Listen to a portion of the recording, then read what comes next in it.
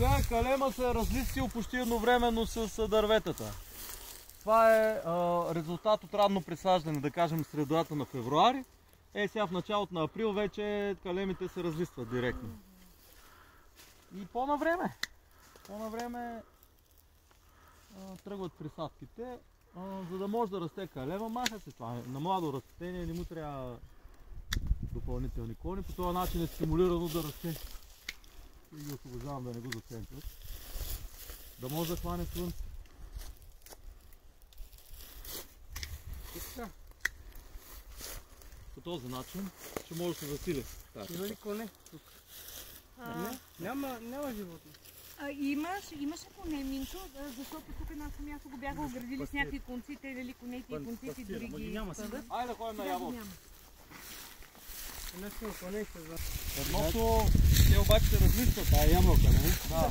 Без листа не става въпрос.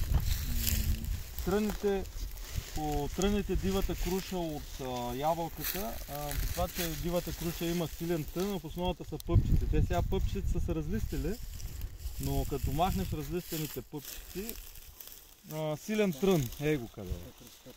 Това е характерно за дивата круша. Силен трън и в основата му пъпчици. По това се разпознава почти винаги дива круша. Къде са тръните? Нали ги виждаш? Да.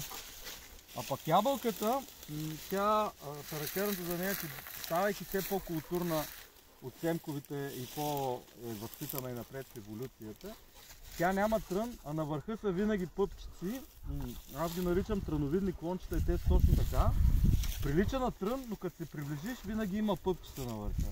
Това е характерното за ябълка. Че реално няма нито един трън, обаче вижте как имитират тръни. Нали виждате, че тия приличат на тръни? Да. Но всичките те на върха завършват с пъпчица, ето тя е разлистена. Моето значи не знам, може и ябълка да я бива. Няма нито един трън, но за да го установиш, трябва да се приближиш и да се убедиш, че на върха е пъпчица. Разбираш ли, не?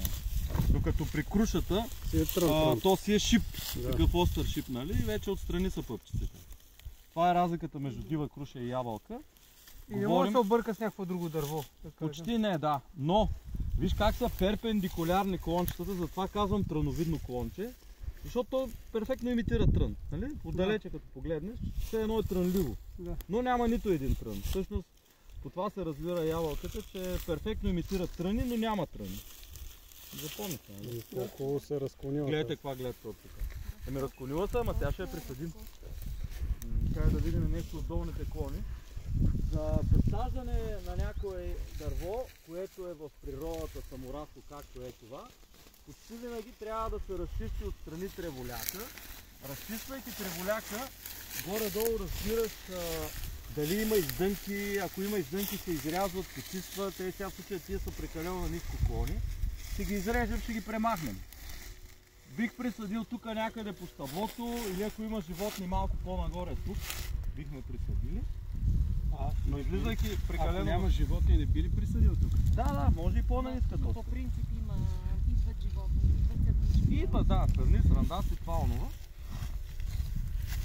Бихме присъдили по-нависоко, когато има животни, или бихме заградили.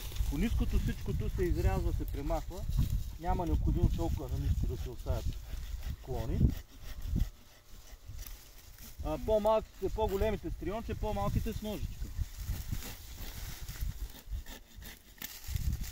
Сега в случая ще прережем цялото стъбло, защото прекалено нависоко се отива.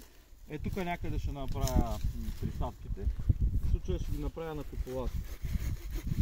На странична куполата, дето и се казва. До този диаметър някъде до около 3 см до 4 можете на странична куполата. Това, че в средата е заболяло стъблото, не е толкова. Ако го сложим тук, после около него да предпазва. Да, запази го минуто. После ще го върнем да пази. С една ножичка, който трънка тия клончетата. Урежи ги всичко. Да. Много е хубаво тук. Вижте какъв. Тук е гледката е един път. Много добре виждам. Вода имате ли? Моля? Вода? Имаме. Имаме два вида вода. Едното е наше водохващане, което свекът ни е правил. И включихме и Минчо. И другото е... Другото е... Не. Всъщност, когато е много суша, да, но от няколко места сме хванали вода. Ние доста подобрихме нещата. Имаме водопровода. Значи от 300 метра сме докарали вода. И тя съществува. Имаме. Всичко необходимо имаме. Като битови условия за живот. И хубави съседи имате? Да, ние си се избрахме. Ние сме съседи в Троян, интересно и тук ставате съседи, да. Троян сме съседи, когато проявиха интерес за тази къща, едната от собствениците на тази къща, която ни се купи, е съпруга на единия ми майстор, защото ние все още имаме ремонтни дейности. И така дълги, 6-та година, нали, една-двойка майстори идват вкъщи да работят, по-бавничко си случват нещата и така го навих да продадат къщата. Лично им се занимаваше, то не беше и въпрос за кой знае какви пари. Минко, виж какъв готин стопанин разкъсна. Да. Поне такъв го оценява. Абсолютно, да. Ще видим с времето. След 20-30 години тогава ще дадете оценка. Пилците заброят на есен. Да? Моля? Сега? Не, този имот не е имал къща, но долу под нашите къщи е имало къщи. И от другата страна, където има една падаща къща, под нея и отстрани пак е имало къща. Това са били бахчи. Да. Да, точно така. Всъщност това е имот наследствен от свекърни до върха, горите от двете страни. Наследници са моя мъж и сестра. При стъбленото присаждане, нали, единият въпрос тук е какво е това в средата. Имайте предвид, че тези кръгчета, вие го знаете, ама може сте го позабравили, годишни пръстени, те са памет на отминал живот. В средата сърцевината е по-стара история. Имало е някаква травма на дървото, дали някакъв вредител е бил влезнал, дали е имало щупен животно с някакъв клон. Някаква повреда е имало по растението преди години и в средата закърняло. Но това няма почти никакво значение, защото навънка, като една грамофонна плоча записвачка, всяка година дървото добавя по един нов слой отвънка и така нараства дървото, годишните пръстени. Така че тази повредата в средата почти никакво отношение няма към живота на дървото. Да кажем, ако вътре има дупчица, може да има вътре животинка дървояд. Тогава тази дупчица или се прерязва по-ниска точка, или се прошмулва с някаква тел, да го убием. За да може да убие. Или някакъв такъв препарат се слага вътре, за да го убие. Но в случай като няма дупчица, няма дървояд, няма нищо, а е просто мъртва тъкан от стар проблем на дървото. Но наистина ви казвам, това бидейки една записвачка, този стар проблем. Вариантите са да се пререже по-на ниска точка, евентуално да кажем его къде е. Виж къде е травмата. Виждаш ли я? Да. Тя някой път излиза на повърхността, но някой път я няма. От какво би могла да бъде? От всичко. Може да е щупен клон стар, може да е някакъв вредител. Това е стара травма. Може дори Елен да си е чистил рогата. Те нали си търкат рогата, си чешат срандаци. От всичко може да. Сега ще прережем по-на ниска точка, за да видим този проблем ще го има ли. Но ви казвам и така пак не е проблем. И така пак не е проблем, но сега за теста да видим проблема от тук ли тръгва. Ще средим по-на ниска точка. За присаждане гледате гладък участък без нищо, че е по-на ниско, без чепове. Тук поне са много чепове. Единият вариант е или да е тук да слеземе, дет няма чепове, или долу. Първо тук ще пробваме, то нищо не пречи постепенно да слизаме. Хем да видим от тук ли тръгва проблема за там. Дърва за оград, так му правиш. Готово. Так му правиме.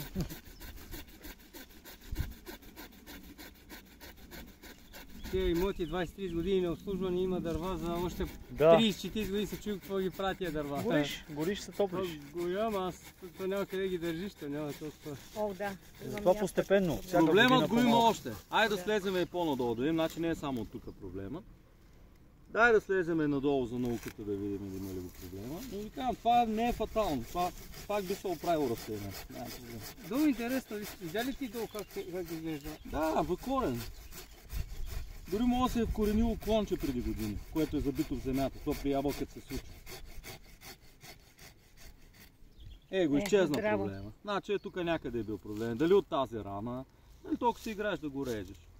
Но това не е фатално, дето ви казвам. Още нещо научихме, Христо. Сега ще направим... Още нещо научихме, виж. Сега ще направим от двете страни на странична копулация, дето ви казах. Странична копулация е последния начин. на сравнително гладък участък, дето няма чепове. Махаш и малко дървесина да се махне. И тук калема ще бъде монтиран на куполация с езичите. Като има една добавка в този сезон, където е много готина. Върха на калема може да се пусне под кората. Тук да се надига кората леко с ножчето до дървесината. И върха на калема е така ще влезе под кората. Тоест, освен куполацията, аз ще имам и момента под кора. В този сезон е окей. Горе ръбчето е така, малко се обира. Ръбчето се обира да не подпира калема на дървесината. Да не надига. И тук се правят езичета. Като езичето при страничната куполация, ножа малко по-навътре трябва да сочи, за да не се отплесне, да се хлъзне. Но този метод си е направо чудесен. Така, доста добър метод, който напоследък използвам и съм много доволен. Съчетание на куполация с елемента под кора. В този сезон е много удобен, ви казах, защото лесно се... Фактически тук прави контакт от тази страна. Да. И това нещо, тук връхчето влиза под кората, отзади езичето се закача. И дето ви казах, зоната кора дървесина тук трябва да съвпадне. Сещате ли се? Да. Тоест калема трябва да е малко по-навътре, цялата кора да остане извън калема. Нали го видяхте? Да. Го, перфектно. И това като го стегнеш, става супер. И от другата страна още един калем по този метод.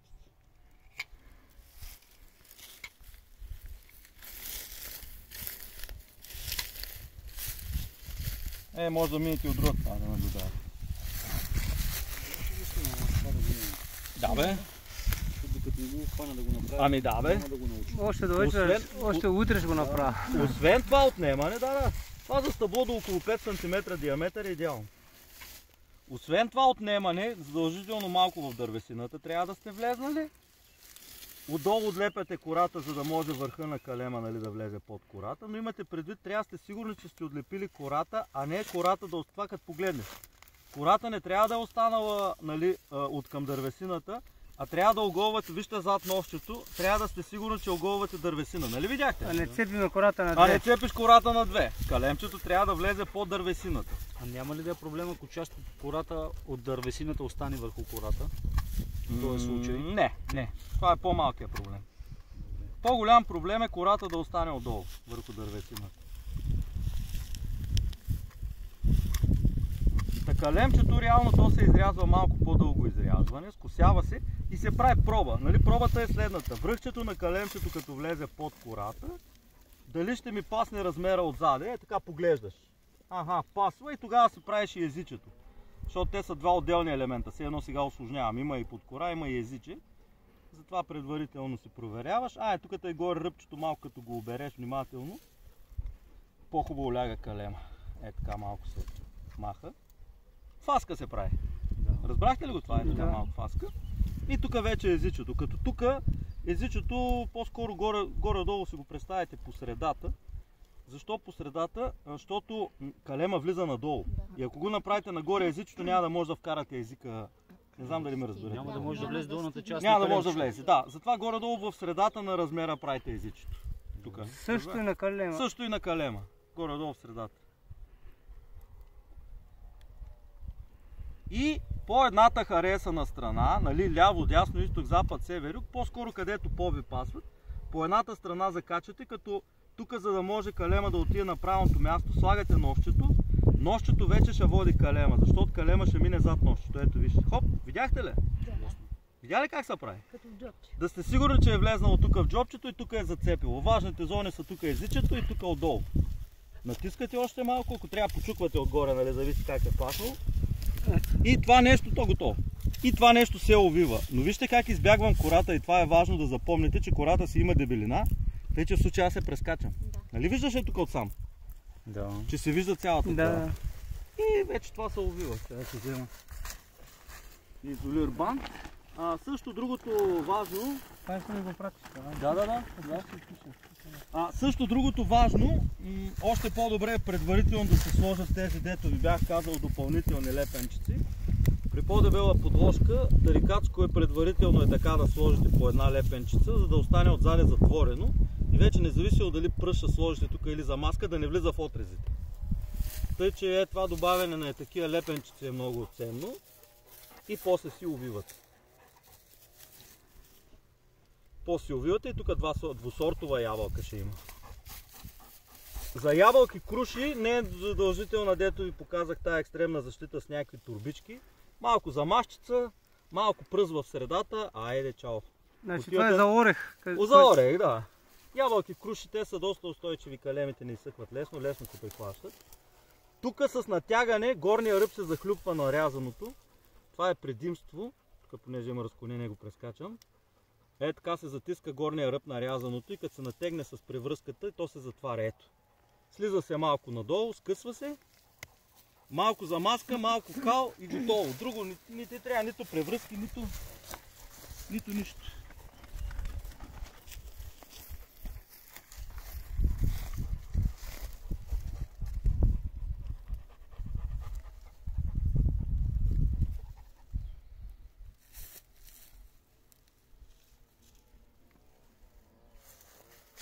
Тук просто в средата, то сега тук е много сухо, тук сме на открито място, но ако е близо до някое дърво, нали има такова.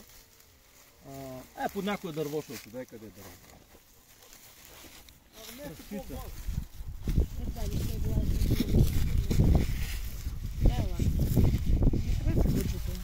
Не обута... Преди малко ми наеси. Някоя малка кружка, подложка, някоя мъничка мога присъдим. Да. Хората как и там има изобилие от малки. Абе, да, самите те се сложат. Това круша ли е тук? Това круша ли е тук? Да, крушам. Тя е прекалено малко. Слагаш някоя плюмка на малко на една шепичка кал. Тук в средата слагаш като пластилин го залепеш. Това допълнително защитава хем да не изсъхне мястото. Хем пази. И тук ще сложим после от тия рязаните клони някой трънлив клон, за да пази тук животни да не го пометат.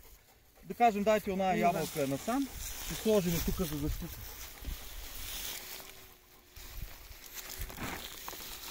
Чакай се отрежем едно колце. Ножичката къде е, Диана? Ще забием едно колче, така леко подострено.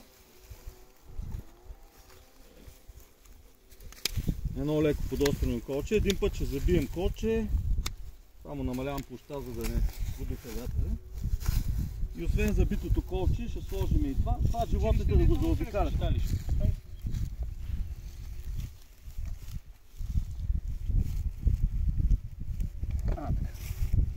И това го дай тук. Това животните да го заобикалят, разбираш ли? По този начин по-ще оцелее. Ето.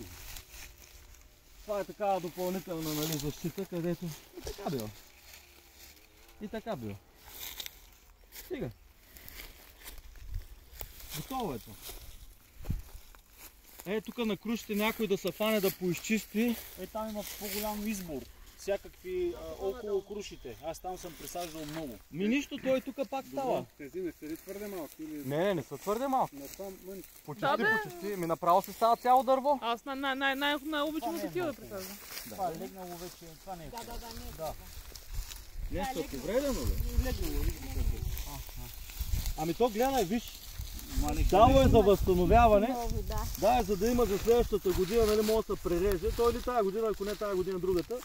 И за следващата година това като израсне ще бъде по-силно и другата година може да се присъди. По-нищо от природата. Да, то се изкарва. Да, ти там какво присъди? Я кажи нещо. Маркирай си, защото там си остане. Той си маркира тук на ябълка. Дай да я сложим някакво перо там, бе. Ети перо. Кой какво си маркира? А това нататък пак е ваше ли е нататък? Не. Вие вашето сте го зачистили. Защото там ти е станало направо мисура.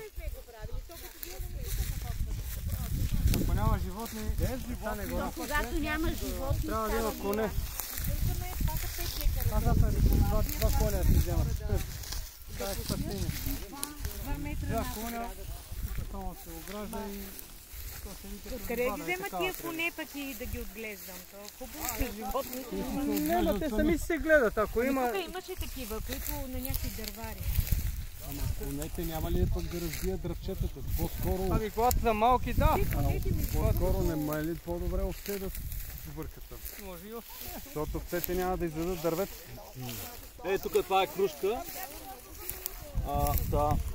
Хубаво старателно се изчиства тревата, за да може да има видимост. И се вижда старото стъбло, то от снегове е полегнало или от трева от животни, новото стъбло тръгва да възстановява. Вертикално. Запазвате вертикалното, а хоризонталното се маха от дъно. Нали, смисъл от дъно до разклонението. Тук от тази страна, ако искате, минете да го видите.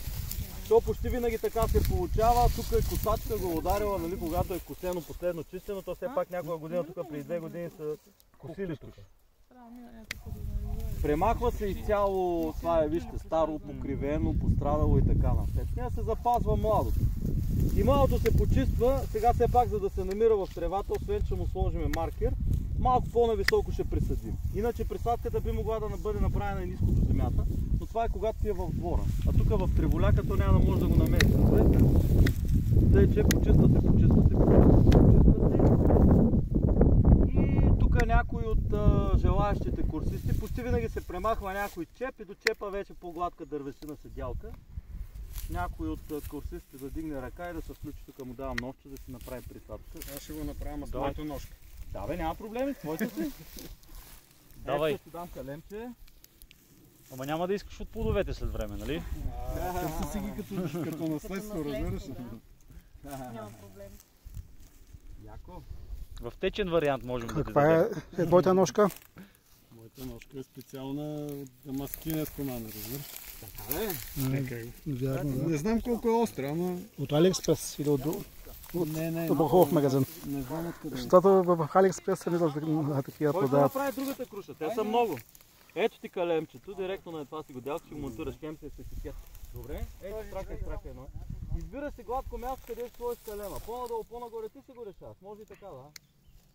Хубаво е да оскубиш малко трева наоколо да се освободи, да може да се вижда. И после задължително ще забиеме коса с хартийка, найлонка, иначе няма бъде, това с тревата няма шанс да бъде намерено. Тук по нула го изкарай. Много ли трябва? По нула, да.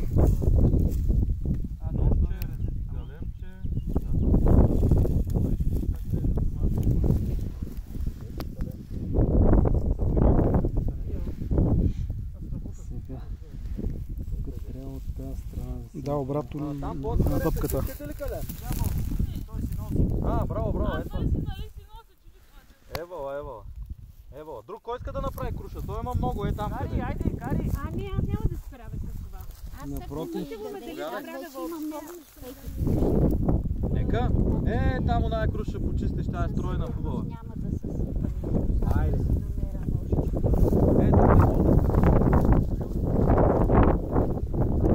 Ястребте размерите. Еднакви ли са? Ами, горе-долу. То трябва да го сложа до единия край. Само още равнината не е добра. По средата има дупка. Изравни едното. Има дупка по средата без това.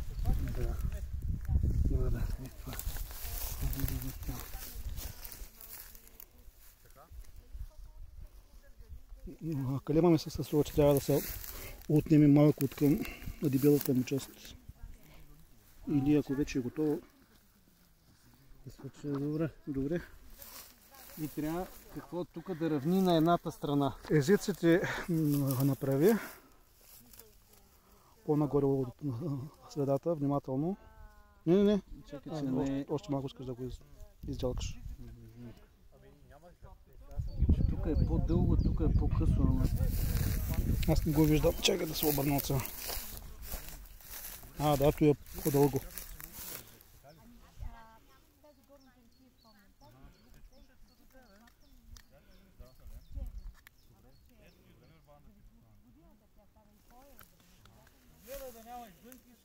Да, сега са равни.